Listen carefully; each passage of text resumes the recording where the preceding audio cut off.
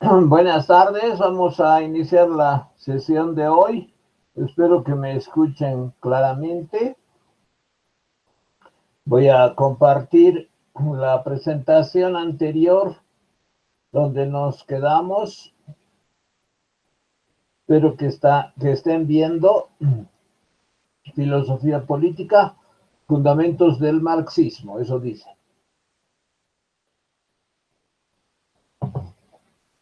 Bueno, nos quedamos aquí, si se acuerdan. Entonces, vamos a continuar.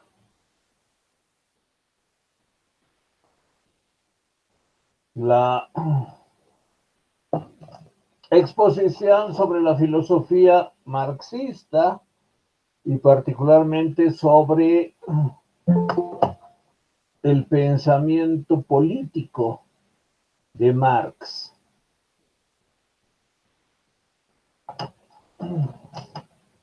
¿Alguien más se sumó? Voy a anotar.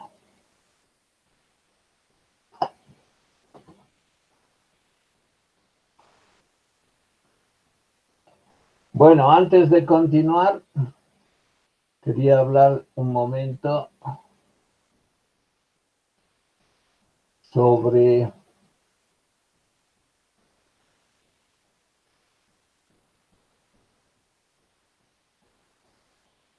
la presentación del segundo trabajo, que como saben va a ser dentro de una semana. Dentro de una semana tenemos la presentación del segundo trabajo, la segunda monografía, y ya hemos decidido también las exposiciones. Dentro de una semana hay la exposición de Saúl, que tiene grupo con Ismael Soria. Entonces tenemos esa exposición en una semana. La próxima clase, el miércoles, yo terminaría la parte de Marx. Bueno, entonces, eso quería hacerles recuerdo. Y no se olviden también de escribir correctamente el título de su trabajo. La segunda monografía es Comparación entre la filosofía política del autor que ya trabajaron y y la filosofía política de el autor que están trabajando, que han escogido, y que aparte de exponer sus principales ideas filosófico-políticas, ustedes van a comparar esas ideas con lo que ya expusieron, ya hablamos, ya profundizamos, de manera que tengan un texto adecuado y con buen nivel académico de interpretación, análisis y desarrollo. Bien, vamos a empezar entonces a hablar de la concepción dialéctica. Esa concepción, como hemos visto, se ha desarrollado en el contexto del idealismo y la ilustración alemana, particularmente gracias a la filosofía de Fichte, que establece los conceptos de tesis, antítesis y síntesis. Pero es Hegel quien la extrema, es decir, lleva la dialéctica a un plano ontológico, o dicho de otra forma, la realidad es dialéctica. La realidad existe y se desenvuelve de manera dialéctica. Y él efectivamente desarrolla una concepción en que la realidad tendría tres grandes momentos, que son un gran momento de la tesis, otro momento de la antítesis y otro momento de la síntesis. Si me esperan un momento, voy a poner una diapositiva, voy a dejar de compartir esta y voy a poner otra. Un momento, por favor.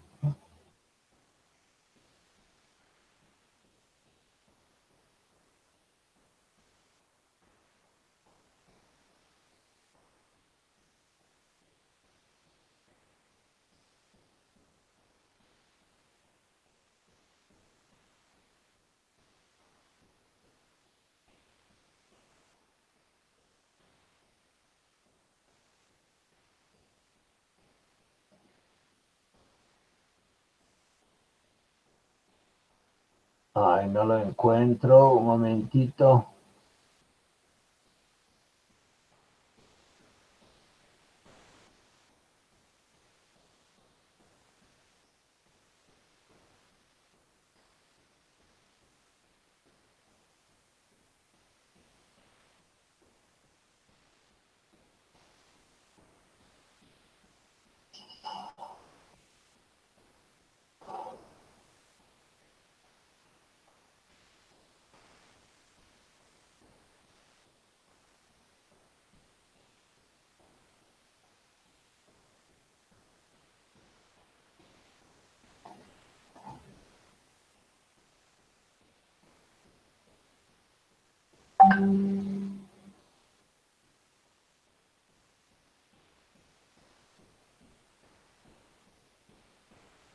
Creo que alguien se está uniendo. No, perdón un momento. No aparece.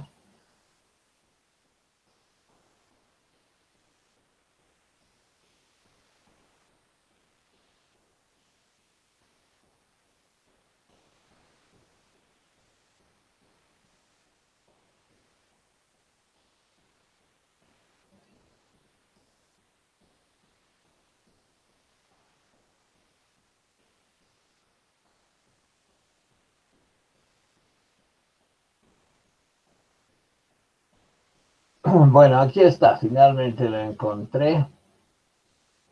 Y lo voy a compartir.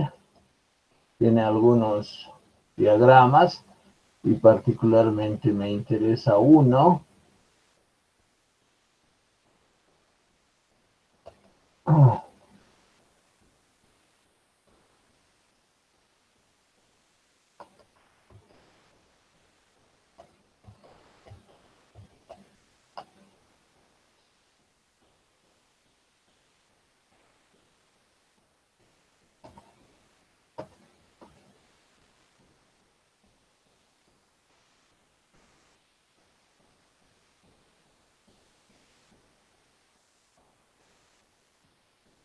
Bueno,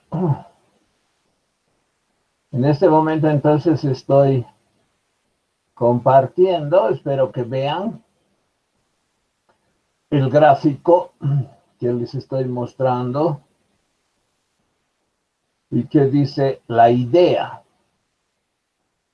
Bueno, ¿qué significa esto? Les decía que Hegel hace de la dialéctica un contenido ontológico, es decir, la realidad es dialéctica.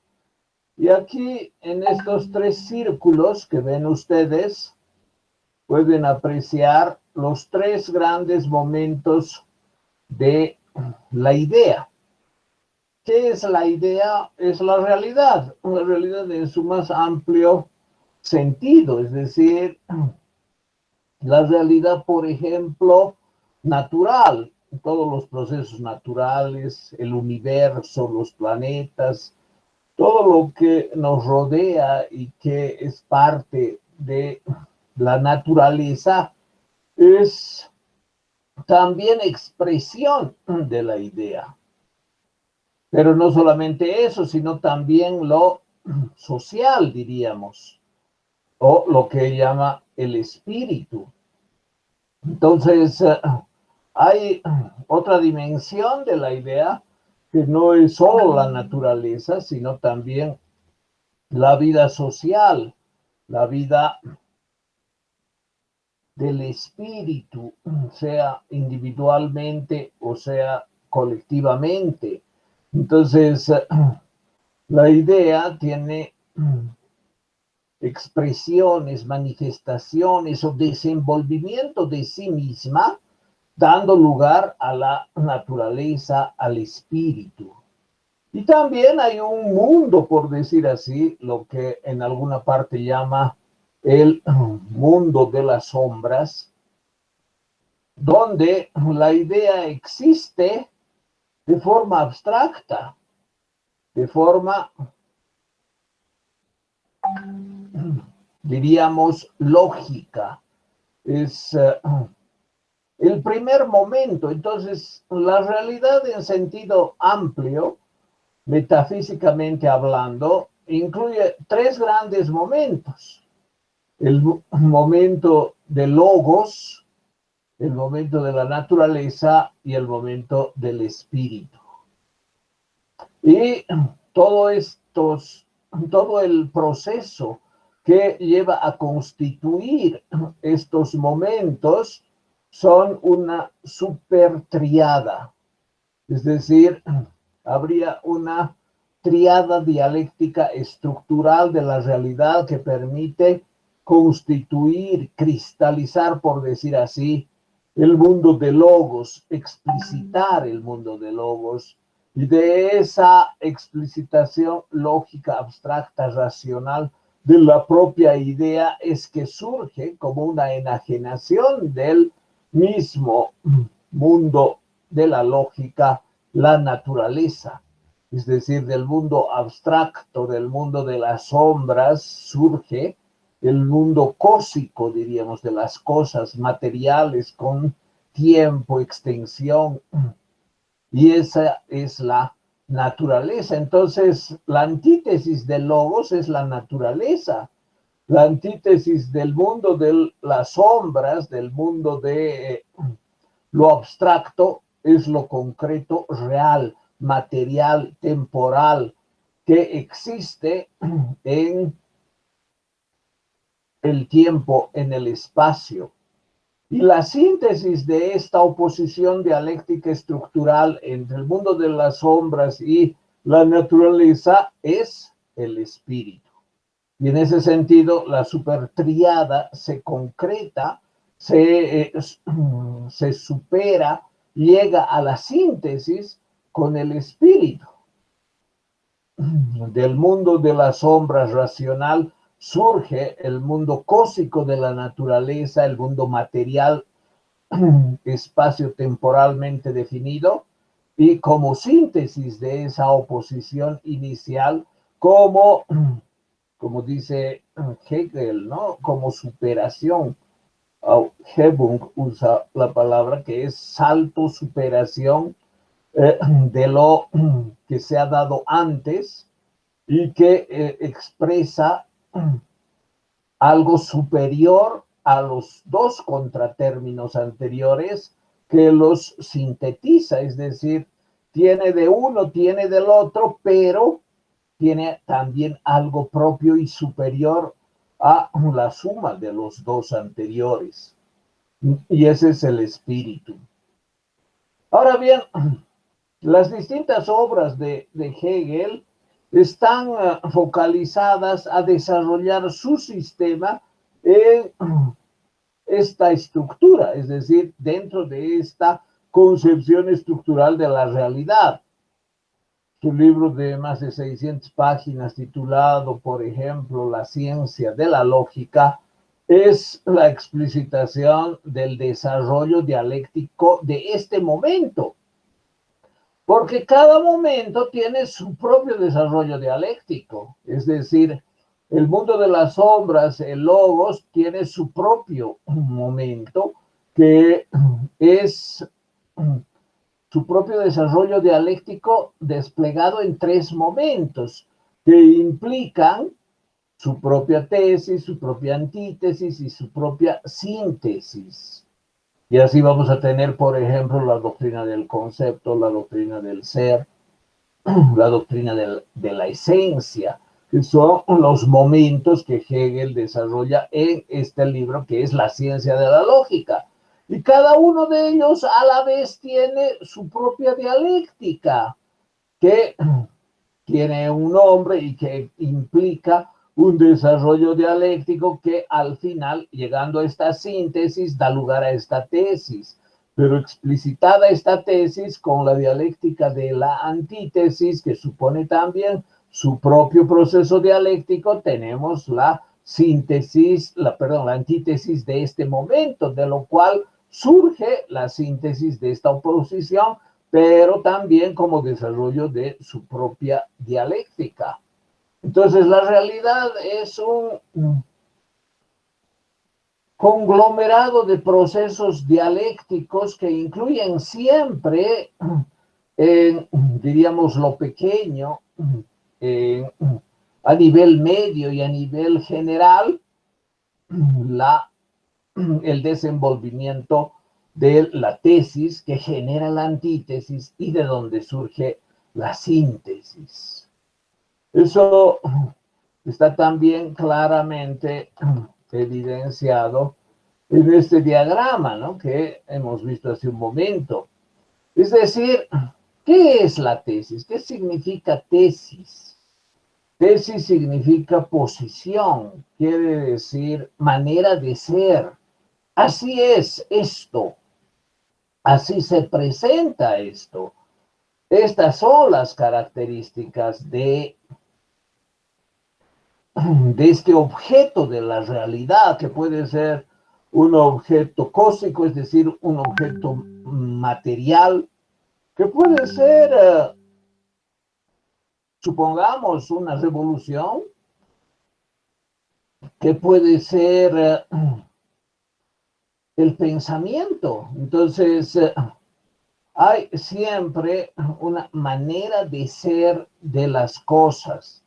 Pero esa manera de ser y de presentarse de las cosas nunca es definitiva. Es decir, es una manera de ser que va a generar antítesis. Como sea la realidad, como se presente y como se afirme parte de la realidad, como algo determinado por la estructura misma de la realidad, ha de surgir la antítesis, ha de surgir la oposición, ha de surgir la contraposición a esa manera de ser de las cosas. Y de esta relación antitética, es decir, de oposición, o lo que Heráclito llamaba más de 2 siglos, más de 2 milenios antes de Hegel, Heráclito en el siglo VI antes de Cristo, Hegel a principios del siglo XIX, fíjense, son 2 milenios y medio antes, lo que llamaba lucha de contrarios. La realidad es lucha de contrarios. Lo que es genera la antítesis y esa contraposición da lugar a la lucha entre una manera de ser de las cosas y la manera contraria, contrapuesta, el antitérmino que se opone al término inicial, la antítesis que se opone a la tesis inicial. Y eso sucede en todos los momentos, es decir, en el reino del pensamiento, de la lógica y el mundo de las sombras, en el reino, por decir así, o el momento de la naturaleza, por ejemplo, entre los animales, y también en el mundo social, en el mundo histórico, en el mundo en el que hay la participación del hombre, del ser humano. Todo implica lucha, nada es definitivo, nada es estable indefinidamente, aunque demore, la antítesis ha de surgir siempre. Y la lucha de contrarios se va a producir también.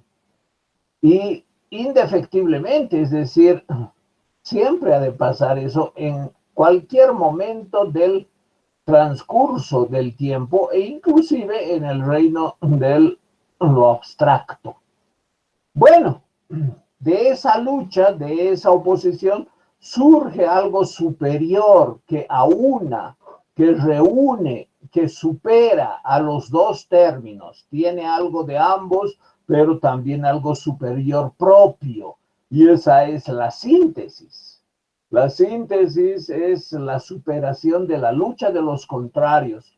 Es la expresión de lo que resulta de esa oposición y lucha como algo superior. Y esa es la ley estructural de la realidad, que la realidad está en flujo, que el flujo supone lucha de contrarios y que de la oposición de los contrarios y del enfrentamiento de ellos surge una síntesis. Ahora bien, cuando surge algo como síntesis, eso no significa que ese sea el resultado final e indefinido, sino que esta síntesis se convierte a la vez en una nueva tesis. Se convierte en una manera de afirmar la realidad. Ahora la realidad es así, que es la síntesis afirmada como tal y constituida, por lo tanto, en una nueva afirmación de la realidad. Esta realidad ahora es así. Y siendo así, es una tesis y por la estructura de la realidad que supone el surgimiento de una antítesis, necesariamente se va a producir otra lucha de contrarios, otra oposición. Y por lo tanto, también de esa oposición ha de surgir una síntesis, es decir, algo que reúna las dos y que sea superior. Y así sucesivamente. La realidad es un encadenamiento dialéctico de procesos que dan lugar al surgimiento por enfrentamiento, por lucha, en este fluir de la propia realidad que se transforma diádicamente, es decir, se transforma por enfrentamiento, por surgimiento de oposiciones, en nuevas maneras de ser de la realidad, pero que tampoco son definitivas, sino son temporales. Estamos entonces frente a un proceso dialéctico que implica la transformación de la realidad y su constante superación hacia síntesis cada vez más altas, pero que nunca son definitivas y llegan siempre a constituir afirmaciones nuevas con contratérminos también nuevos. Esta concepción de la realidad, que es hegeliana, también es la concepción de Marx y Engels. Y puedo poner algunos ejemplos que sin duda hacen más comprensible esta metafísica, o mejor, esta ontología. En primer lugar, hay que tener en cuenta que, como el mismo Marx señala, él y Engels habrían puesto de pie a Hegel. ¿Qué quiere decir esto? Que esta concepción de que la idea es el substrato de la realidad y que tendría tres momentos que son tres momentos estructurales, ¿no? El logos, la naturaleza y el espíritu, y cada uno de esos momentos tendría su propio proceso dialéctico y cada uno de esos momentos que constituyen el proceso dialéctico de esta supertriada también tendría su propia dialéctica y así sucesivamente. Aquí hay otros tres, y aquí otros tres, y aquí otros tres, y de cada uno de estos también hay otros, y así sucesivamente. En algunos casos la división y la estructura es bastante prolífica desde el punto de vista de lo que realiza Hegel. y los distintos libros que escribió tratan precisamente de estos momentos. Por ejemplo, les hablo de la ciencia de la lógica. Otro libro que es, por ejemplo, la fenomenología del espíritu, trata del espíritu y particularmente de uno de estos momentos. El espíritu tiene tres momentos, lo que llama el espíritu subjetivo, el espíritu objetivo y el espíritu absoluto. Y aquí dentro del espíritu absoluto tiene, por ejemplo, el arte, la religión y la filosofía. Y en el espíritu objetivo tiene también distintos momentos triádicos que constituyen el espíritu objetivo y lo mismo en el subjetivo. Y está aquí la fenomenología del espíritu como uno de esos momentos. Entonces, sus libros, por ejemplo, la filosofía del derecho, es parte del espíritu objetivo, uno de los momentos en que se desarrolla la triada dialéctica y da lugar a que aparezca precisamente el tema de lo jurídico y el tema de la filosofía del derecho, donde además está incluida la historia universal. Bueno, los libros entonces de Hegel y sus lecciones, por ejemplo, sus lecciones de estética, son parte de este momento. En el espíritu objetivo, en el espíritu absoluto, el momento del arte. Y sus lecciones sobre filosofía de la religión también aquí. Y sus lecciones sobre historia de la filosofía también aquí. Y sus lecciones de filosofía de la historia universal en una parte del espíritu objetivo. Entonces, sus libros y lecciones desarrollan lo que es su propio sistema. Por eso es un sistema en que la idea se habría desplegado con una enajenación inicial del mundo de las sombras al mundo de la naturaleza y una recuperación sustantiva de esa inicial enajenación en el mundo del espíritu. Y todo eso para Marx y Engels es bastante especulativo, pero en el núcleo de la filosofía hegeliana habría rastros y contenido correcto, verdadero, solo que invertido. ¿Cuál es el contenido invertido? Que todo es despliegue de la idea, de la concepción hegeliana, lo que fácilmente se puede asumir como despliegue de una concepción metafísica religiosa, es decir, Dios mismo sería la idea, y bueno, hasta los hombres seríamos parte de Dios, y los procesos históricos también serían. Esa es una lectura panteísta del sistema hegeliano. Hegel en verdad habla de una estructura de la realidad, de una estructura dialéctica, habla de un sustrato, una substancia se desplegaría en ese movimiento de la realidad que es la idea, y habla también de un proceso que llega a la síntesis de la síntesis de la síntesis de la síntesis de la síntesis de la síntesis. Como también aquí está la tesis de la tesis de la tesis de la tesis de la tesis de la tesis. Pero bueno, al margen de eso, el sustrato es idealista y es la idea. Y eso es lo que Marx y Engels no aceptan.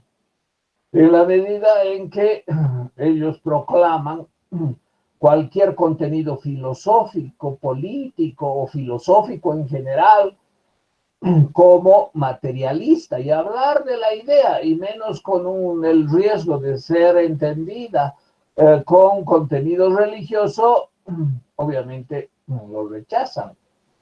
Y por eso habrían puesto de pie el sistema dialéctico hegeliano, que consiste en invertir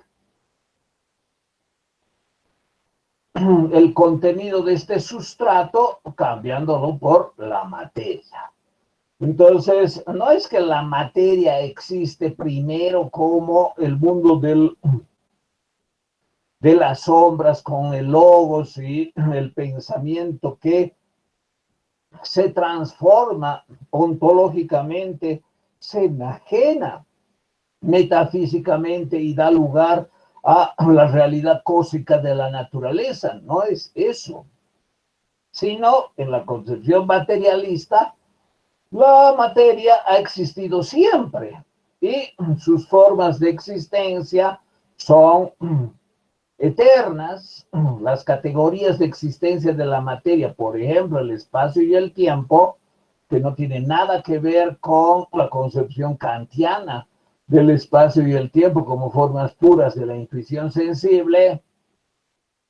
La materia y el espacio son las categorías de existencia de la materia y por lo tanto la materia ha existido siempre y es la materia la que se transforma, dando lugar finalmente a que aparezca el hombre y el hombre descubra, construya y elabore este mundo que no es ontológicamente primigenio, es el mundo de lo abstracto, el mundo de del pensamiento, el mundo de lo conceptual, pero eso como construcción del espíritu humano.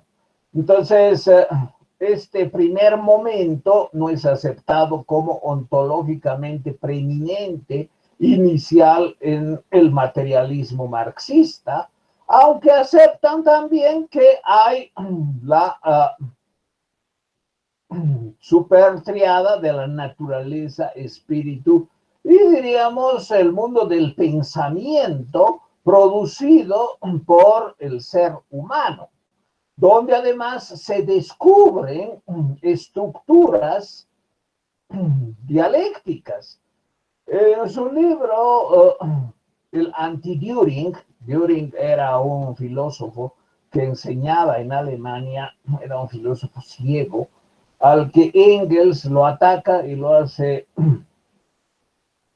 añicos desde el punto de vista teórico. Y en ese libro Engels escribe que efectivamente la dialéctica se da en la naturaleza como se da en el espíritu. Les decía que se puede establecer, por ejemplo, algunos ejemplos de la dialéctica aplicada por el marxismo e interpretada de una manera, diríamos, simple, de forma que este esquema sea comprensible. Bien, veamos, por ejemplo, la transformación del lo que se llama en el marxismo el modo de producción esclavista en el modo de producción feudal. También es un proceso dialéctico.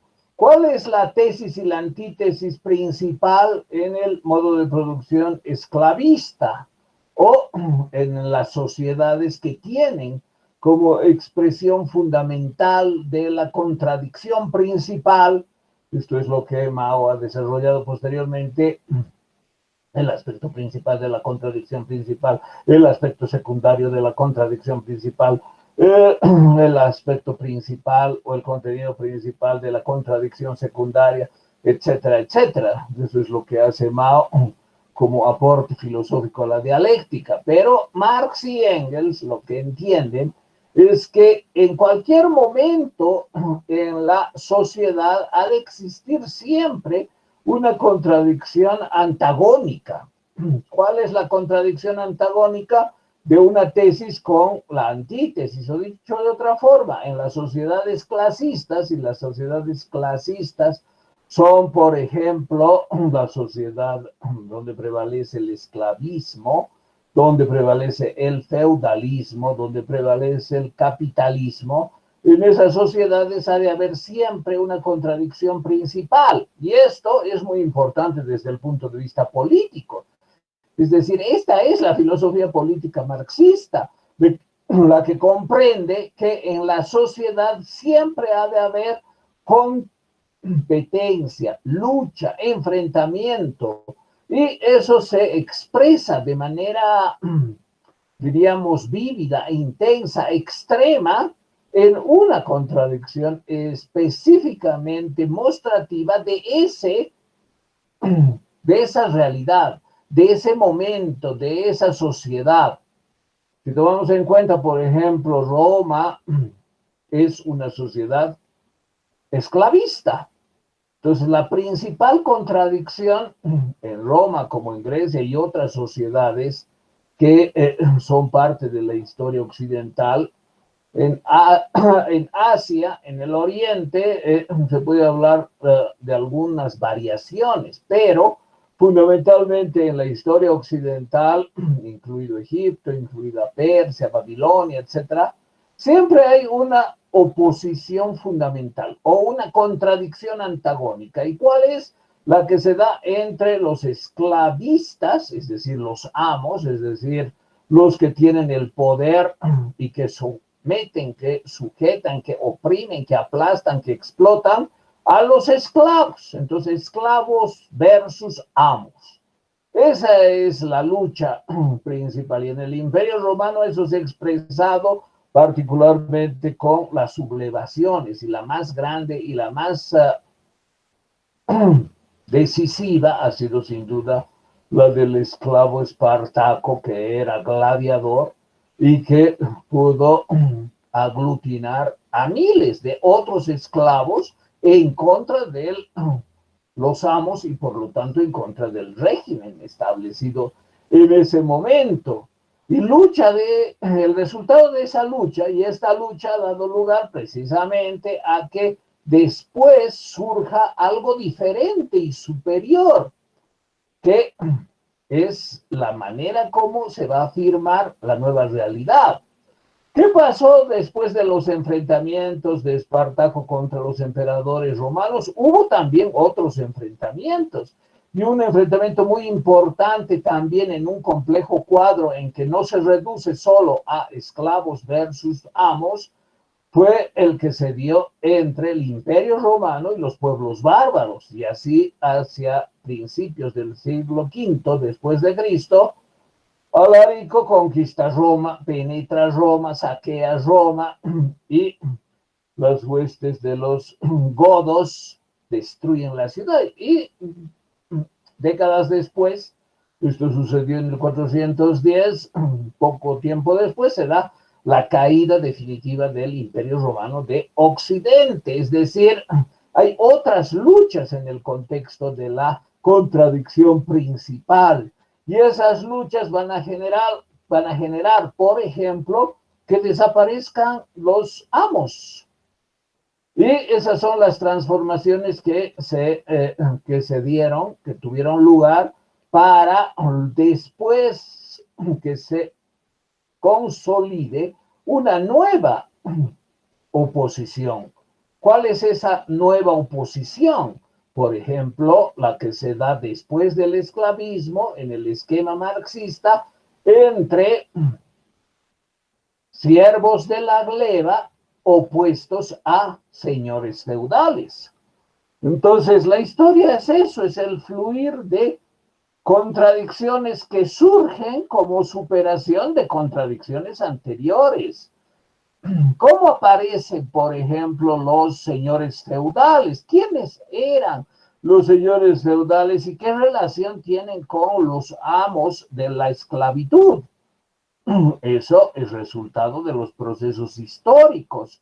Los amos enfrentados a los esclavos, el Imperio Romano enfrentado a los pueblos bárbaros, deteriora efectivamente el poderío imperial romano, y eso con las invasiones bárbaras y el ejercicio cada vez más cruento de la violencia contra los esclavos, lo cual no puede ser indefinidamente progresivo, da lugar a que aparezcan algunos capitanes del ejército romano que se desvinculan del ejército y que con sus soldados, con su tropa, se retiran al campo, y en el campo, porque tenían armas, se hacen dueños de la tierra y haciéndose dueños de la tierra, someten a quienes estaban ahí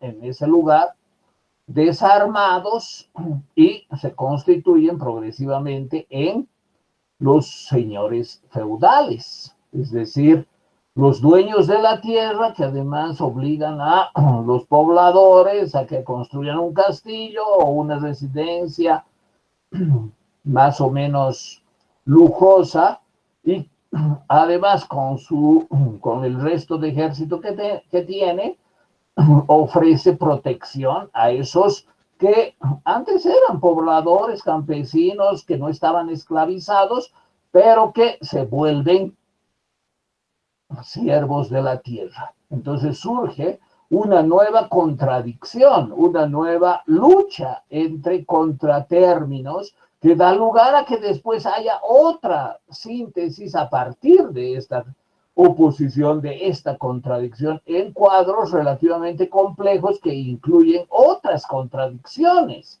secundarias, otras contradicciones que son parte de ese escenario y que muestran efectivamente la lucha por el poder, sea económico, sea político, sea militar, o que vincula efectivamente este enfrentamiento en estos ámbitos.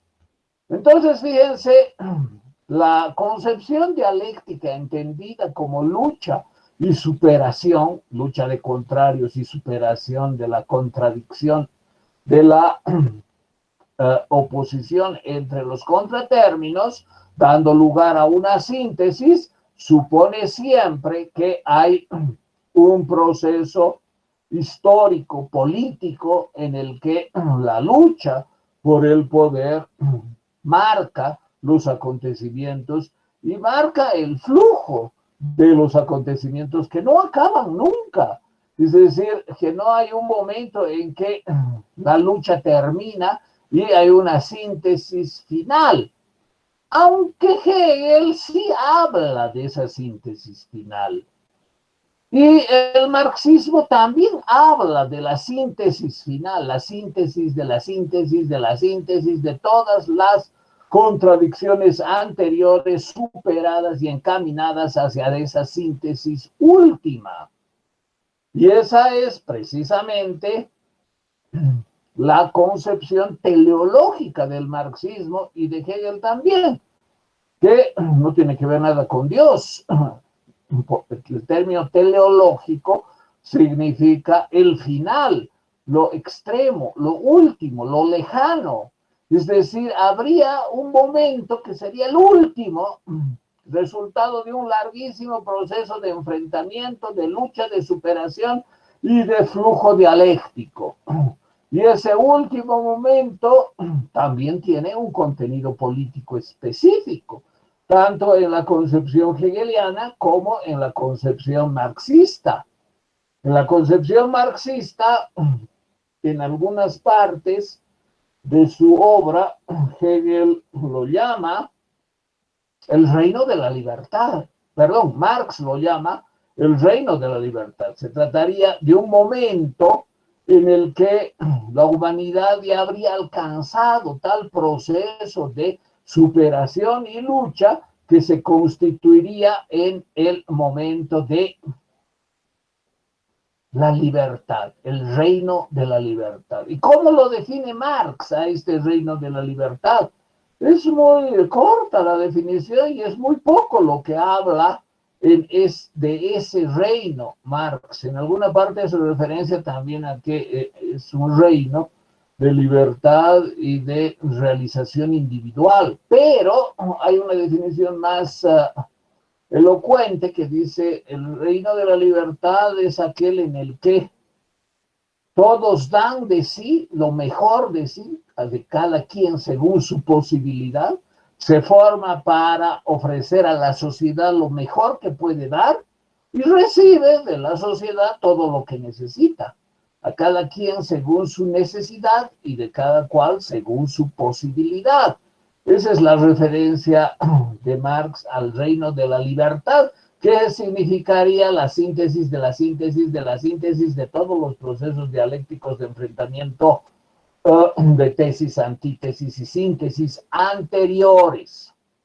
Bueno, entonces, eso es lo que también se entiende por comunismo universal, es decir, de la sociedad esclavista inicial, llegaríamos a la sociedad feudal, que ha tenido una larga duración de más o menos unos 800 años, el mundo feudal. Después llegaríamos a la sociedad capitalista, que habría tenido hasta el tiempo de Marx poco tiempo, unos pocos siglos, 2 siglos y medio. Y después tendríamos la sociedad revolucionaria socialista, que en un país establecería las condiciones revolucionarias de vida socialista superior al capitalismo. Y eso se encaminaría, ese logro se encaminaría a que el socialismo sea mundial. Y cuando el socialismo sea mundial, ya ningún país capitalista podría resistirse al embate socialista mundial. Comenzaría la construcción del comunismo universal, donde desaparecería la contradicción antagónica fundamental de una clase contra otra. Entonces ya no habría esta oposición dialéctica esencial, fundamental, que marca la lucha de contrarios en cada momento o en cada modo de producción, sino que habría, como señalan los autores clásicos, o especialmente Engels, habrían contradicciones secundarias, es decir, ya no contradicciones antagónicas principales entre dos clases sociales, en que una gana lo que la otra pierde. Esa es la relación de suma cero en política. No hay posibilidad de que todos ganemos, no hay posibilidad de que construyamos una sociedad buena, deseable, justa para todos, sino que nosotros estamos enfrentados a ustedes y vamos a estarlo hasta que los derrotemos. Y cuando los derrotamos, los vamos a hacer desaparecer. Y cuando desaparezcan, vamos a construir otro mundo, otra sociedad. Entonces, esa concepción violenta de enfrentamiento dicotómico de dos clases sociales es lo que se llama relación de suma cero, es decir, al final no se puede sumar, solo hay que aplastar al enemigo. Y esa es la concepción política fundamental del marxismo, que hace referencia efectivamente a aplastar y eliminar al enemigo. Entonces, cuando se llegue al comunismo universal, ya no va a haber eso, porque la antítesis, especialmente el mundo burgués, la clase social burguesa, ha sido aplastada, ha sido eliminada, ha sido destruida, y solo prevalece el mundo de los obreros y de los burócratas del Partido Comunista, que dirigen la sociedad y la establecen según sus posibilidades y especialmente según sus intereses. Entonces, llega un momento en que ya no hay lucha de clases, lucha de contrarios, sino el momento en que prevalece un poder único en todo el mundo, y ese es el poder del comunismo universal. Voy a compartir ahora esto que estábamos viendo. Aquí, fíjense, está expresado lo que les he dicho. Y esto representa la lucha dialéctica, es decir, en el comunismo primitivo ha habido alguna lucha, pero no de clases. La lucha de clases propiamente tal comienza en el esclavismo, es decir, en ese modo de producción en el que aparece una clase con todo poder, que son los amos, y otra clase que lleva la peor parte, siendo la clase expoliada, explotada, En Roma al esclavo se lo tenía como propiedad animada del amo, es decir, es una cosa con vida, por decir así. Es un objeto de propiedad del amo que puede moverse, puede hablar, puede trabajar, qué maravilla que trabaje, y obviamente hay que enseñarle a trabajar con obediencia, hay que enseñarle a cumplir las funciones que debe cumplir, y el régimen jurídico romano establecía la posibilidad de uso y abuso de esta propiedad del amo, que era el esclavo.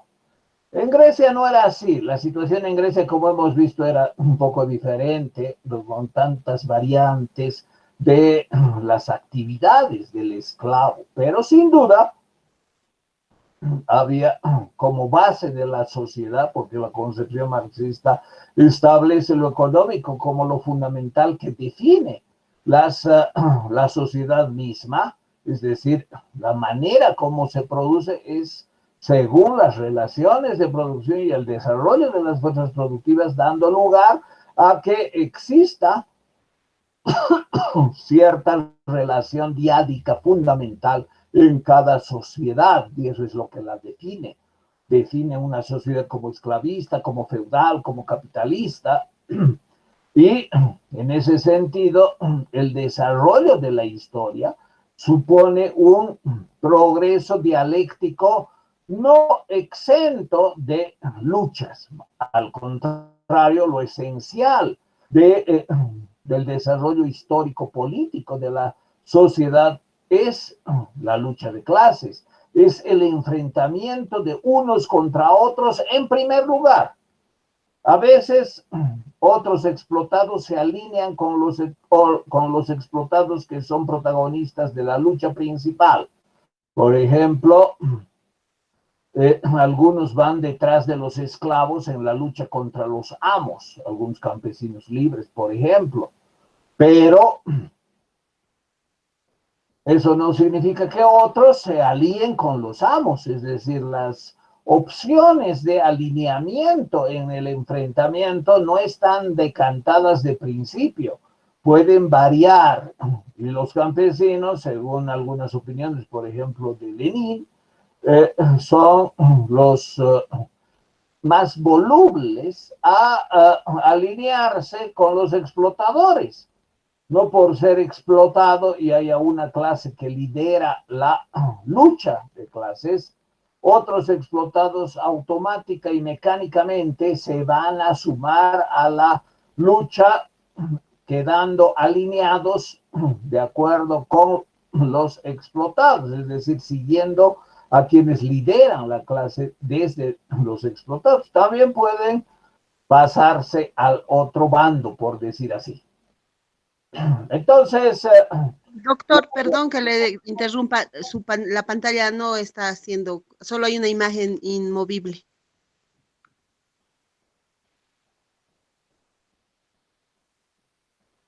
¿están viendo esto que dice progreso dialéctico de la historia? No.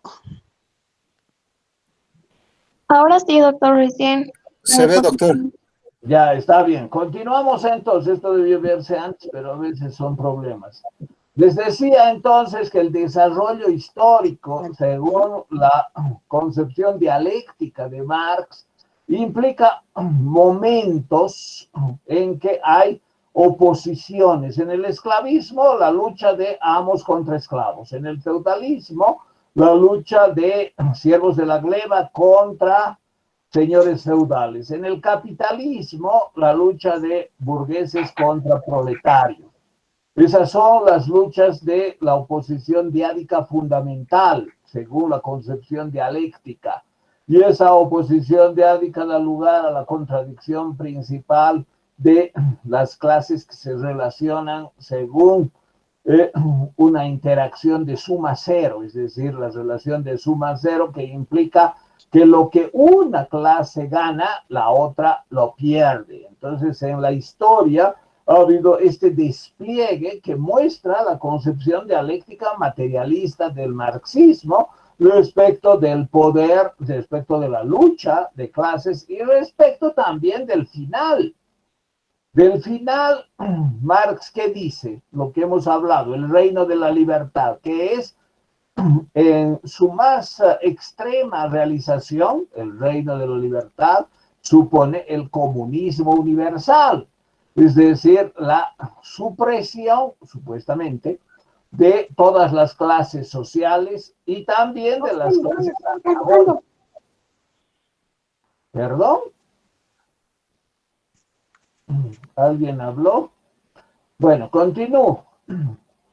Entonces, desde el esclavismo, que es la forma más, diríamos, primigenia de enfrentamiento de las clases sociales y de dialéctica de la historia, con dos contratérminos opuestos que daban lugar a distintos alineamientos de algunas clases que podían estar con unos o con otros, los campesinos, por ejemplo, o los artesanos en las ciudades, etcétera, con estos alineamientos en uno u otro bando, dando lugar a que haya enfrentamientos violentos y otras contradicciones también, no solamente la contradicción entre amos y esclavos, sino, por ejemplo, la rebelión de los bárbaros, la resistencia de los bárbaros a ser sometidos, por ejemplo, por el Imperio Romano, lo que deterioró. Y hay otras causas también, pero desde el punto de vista marxista, debido a que lo fundamental en la sociedad es el conjunto de relaciones productivas, que se haya erosionado la esclavitud, supuso un cambio en la estructura productiva misma. Ya no eran los esclavos propiedad animada que podían ser usados y abusados, la base de la producción de bienes en la Roma imperial, por ejemplo, sino el hecho de que se hayan dispersado los amos, que también algunos esclavos hayan huido al campo y se han convertido en siervos, ha dado lugar a transformaciones que finalmente se cristalizaron en el feudalismo, es decir, las luchas de clases con su complejidad inherente, porque no se puede reducir solo a una versus otra, dan lugar a las transformaciones políticas e históricas que definen nuevas formas de enfrentamiento, nuevos protagonistas y nuevos actores, y así sucesivamente continúa la historia política. Esta es la concepción política fundamental de Marx, donde la violencia, como él mismo dice, es la partera de la historia.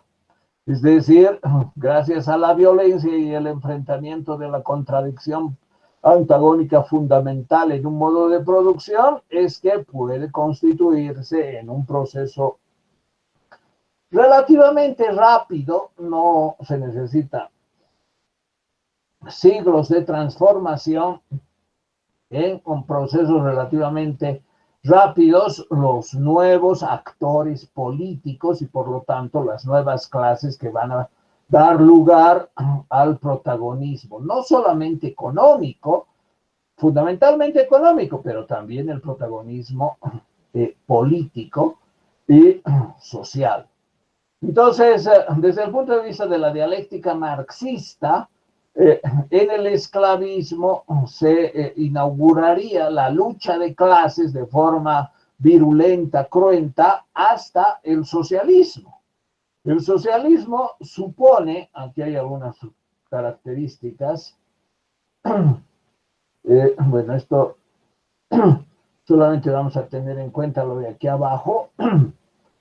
En el socialismo se tiene en cuenta que hay una violencia revolucionaria fundamental que da lugar a que las relaciones capitalistas cambien y la lucha de los obreros contra los proletarios, de los obreros contra los burgueses, la lucha del proletariado contra el sistema burgués de explotación capitalista cambia. Esa es la revolución proletaria, la revolución socialista, que termina aplastando, destruyendo y eliminando al enemigo, y el enemigo son los burgueses, la burguesía, y quienes por decir así, se enriquecen, quienes son los beneficiarios de ese sistema.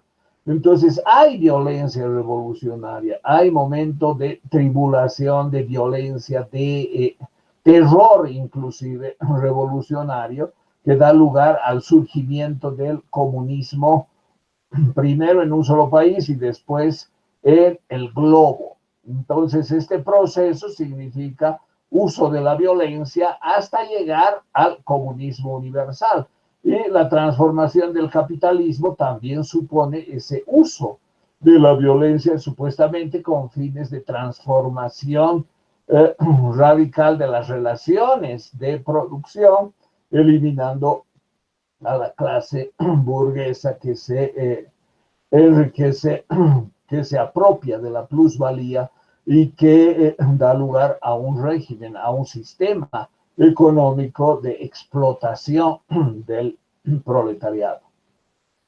Bueno, si analizamos antes del esclavismo, hay lo que Marx y particularmente Engels, en su libro El origen de la familia, la propiedad privada y el Estado, señala respecto del comunismo primitivo. Y aquí habría también un proceso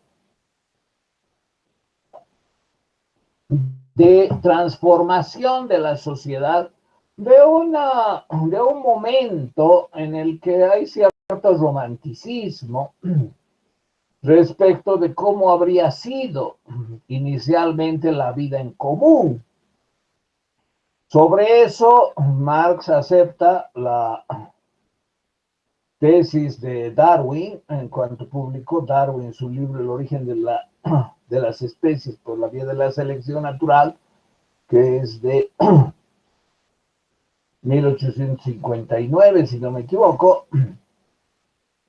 Desde ese momento, ambos, Marx y Engels, fueron, por decir así, incondicionales seguidores de la teoría de la evolución y del darwinismo, es decir, la concepción de que provenimos de los monos y obviamente no hay ninguna ideología que exprese algo que tenga algún fundamento verdadero. Para Marx y Engels, la ideología crea cuentos, es decir, narraciones ficticias, imaginarias, como que Dios creó al hombre y la mujer y que los primeros estuvieron en el paraíso y cometieron el pecado original, etcétera, etcétera. Todas esas narraciones ficticias tienen por propósito, según Marx y Engels, tienen un propósito político. ¿Cuál es el propósito político? Inmovilizar a los explotados, haciendo su situación soportable y por lo tanto que siga prevaleciendo esa relación de sumisión, de sujeción al capital, por ejemplo. Entonces, una narración imaginaria y ficticia, por lo tanto ideológica, es la de la religión, que establece el pecado original, que establece un hombre, imagen y semejanza de Dios, que además es totalmente idealista y falso. Desde la concepción materialista, que ellos creen que es científica, está claro que Darwin tiene la razón, que existiría un eslabón perdido que habría que encontrar, que sería mitad hombre y mitad mono, y que nosotros provenimos de los monos. Es decir, desde el punto de vista materialista, habría un momento en que aparece el hombre evolucionando desde el mono. Hay un pequeño texto de Engels que titula La transformación del trabajo, la función del trabajo en la transformación del mono en hombre. Esa es una obra que desarrolla Engels y que es perfectamente congruente con la teoría evolucionista de Darwin, presentada a mediados del siglo XIX. Entonces, si tomamos en cuenta esa teoría, Marx y Engels piensan, asumiendo además una obra de un escritor norteamericano que se llama Lewis Morgan, el libro titulado La sociedad primitiva. En ese libro habla Lewis Morgan de 3 momentos de desarrollo de la humanidad, que son el salvajismo, la barbarie y la civilización. Y tomando en cuenta también las familias descritas en ese libro con una amplia base bibliográfica del siglo XIX, encontramos que otra expresión ideológica para inmovilizar y neutralizar las fuerzas revolucionarias, gracias a esta ideología muchas veces religiosa, ha sido la concepción de que la familia monogámica fue también creada por Dios. Es decir, la familia monogámica de padre, madre, hijos y los parientes que pueden estar alrededor ha existido siempre. Lo que es otra imaginación, otro producto ideológico para crear el sentido de legitimidad y de unicidad de la familia monogámica. Siguiendo a Morgan, Marx y Engels, Marx hizo apuntes del libro de Morgan, La Sociedad Antigua, 2 tomos de extraordinaria calidad, pero quería publicar un libro, pero no le alcanzó el tiempo, en 1882 murió, y con base en esos apuntes, Engels escribió este libro titulado El origen de la familia, la propiedad privada y el Estado.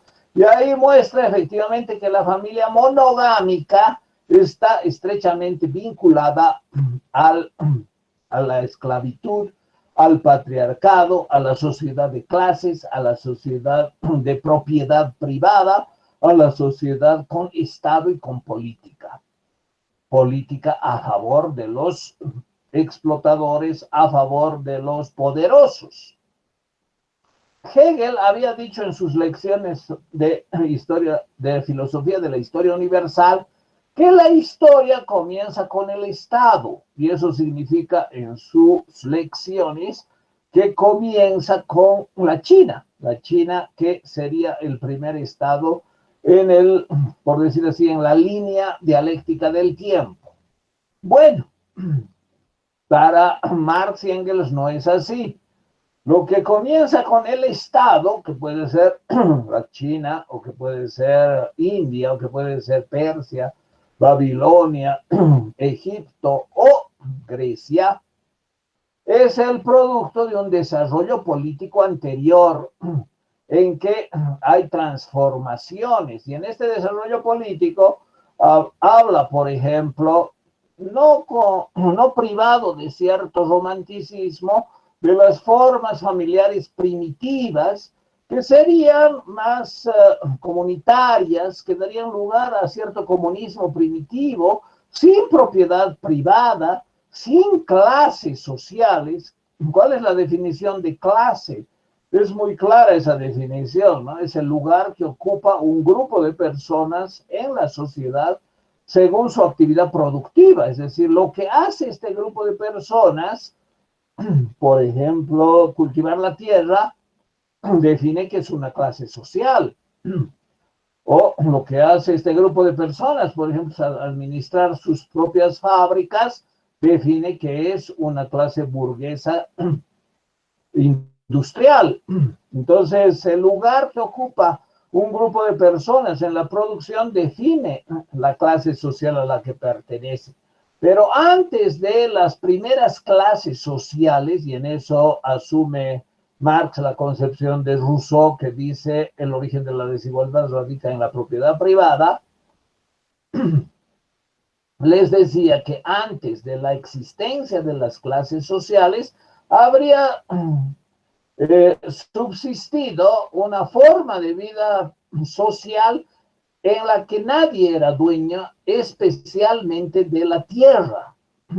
Pero bueno, la tierra incluye no solamente la parcela para cultivar, supongamos, granos o, por ejemplo, trigo para el pan, sino también de los recursos naturales, por ejemplo, los bosques, el agua, los recursos minerales, los animales, las plantas, etcétera, etcétera.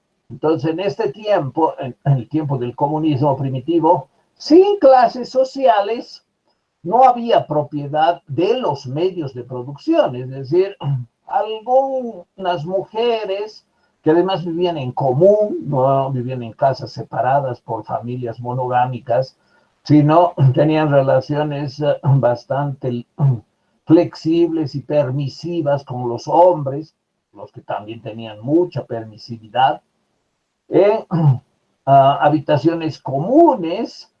Había también propiedad común, y no solo de la tierra, sino también de algunos enseres.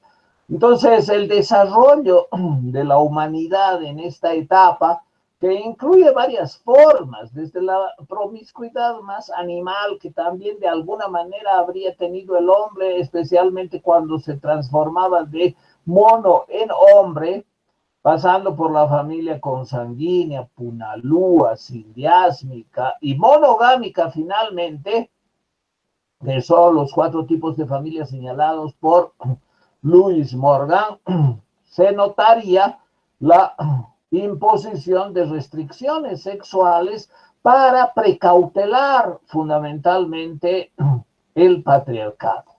Es decir, el matriarcado primigenio se transformó en la última etapa de la familia sindiásmica y el principio de la familia monogámica, en el medio más adecuado para precautelar la riqueza transmitida del padre a los hijos, particularmente del padre al hijo mayor, como herencia.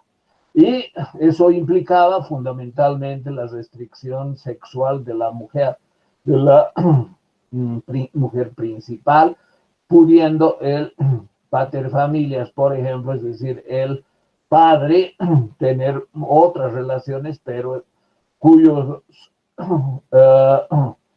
resultados, es decir, los hijos que nazcan de esas relaciones, no tengan derechos de sucesión. Entonces, sea para fortalecer el poder de los ricos, de los fuertes, de los que tengan mayor estatus, relevancia y situación en la sociedad respecto de los otros, que ese es el sentido de la política. La política y el Estado no surge para beneficio de todos. Es otra ideología, es decir, otra mentira, otra imaginación, que el Estado surge para regular los conflictos y que ya no nos peleemos y que por lo tanto tengamos leyes justas que se administren de manera que nuestros conflictos se resuelvan racionalmente.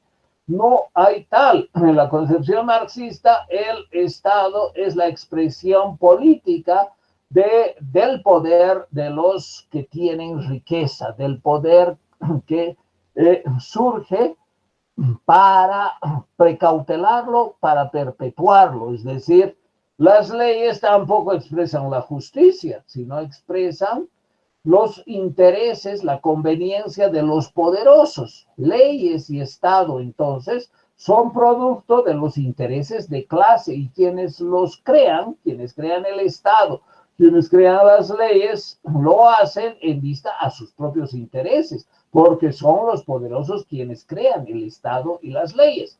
Entonces, la política no aparece como la manera de resolver problemas, conflictos, sino como extensión del poder económico, militar y social que se da en la sociedad para precautelarlo, para acrecentarlo, para garantizarlo. Y es por eso también que la propiedad privada es el origen de todo este proceso que termina en la cristalización política del Estado y de las leyes. Cuando aparecen, lo que dijo Rousseau, ¿no? Algunos que en la sociedad dicen, esto es mío, lo que era de todos antes, por ejemplo, una parcela de tierra, y los otros aceptan, los otros le creen, los otros no se rebelan, los otros asumen, porque además ese no es uno cualquiera. es uno poderoso y no está solo, está rodeado de otros que aparecen como los nuevos dueños. Entonces, cuando un grupo de poderosos y fuertes, miembros de la gente, del clan, de la tribu, de lo que sea, se vuelven propietarios, es decir, se vuelven, hacen lo que llama Marx la expoliación o la expropiación, es decir, convierten lo que era colectivo en algo privado. Ese es el momento en el que se van a dar las distintas transformaciones. La familia tiene que ser monogámica. Las restricciones sexuales para la mujer tienen que ser absolutas.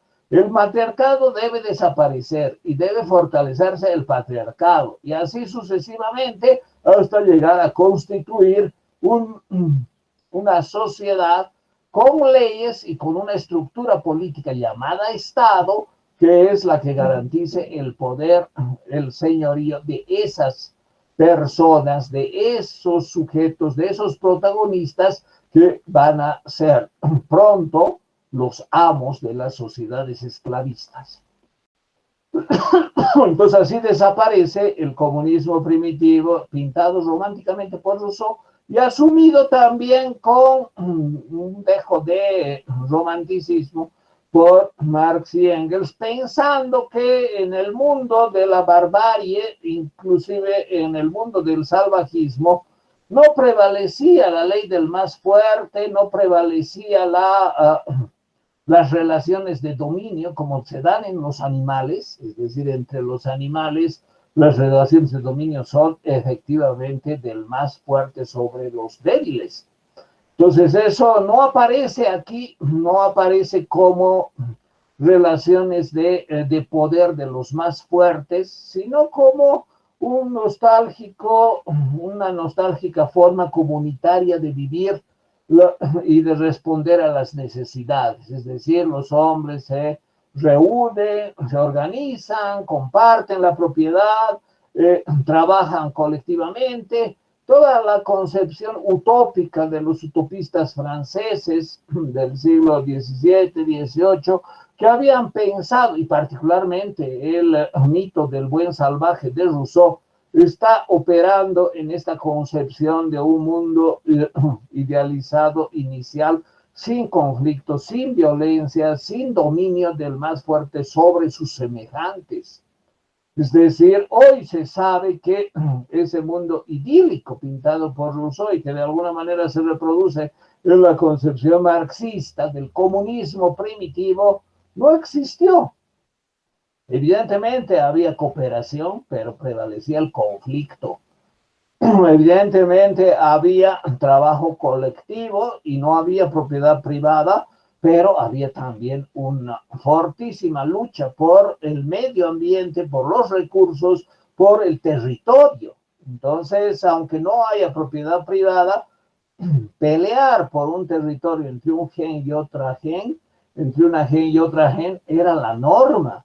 No era que se ponían de acuerdo y vivían pacífica y alegremente un grupo de personas en una pureza primigenia que solo existe en la imaginación de los autores. Más aún, hoy se sabe que hubo una, por decir así, hasta lucha de razas, lucha de un enfrentamiento de especies. Es decir, los neandertales fueron arrasados, aplastados, con muy ligera posibilidad de hibridismo de especie con el Homo sapiens sapiens, por el Homo sapiens sapiens. Entonces, la idea del comunismo primitivo, las ideas de esa situación romántica, que sería el principio de la humanidad dando lugar al momento de la propiedad privada, el Estado, las leyes, el patriarcado, como algo posterior y necesario, parece ser otra elucubración imaginativa. Y en este caso, de autores como Louis Morgan, Marx y Engels. Bien, no sé si tienen alguna pregunta. Voy a dejar de compartir en este momento y hemos visto aspectos importantes de la filosofía política de Marx en el contexto de la concepción ontológica de Hegel sobre la dialéctica. ¿Alguna pregunta? ¿Comentario?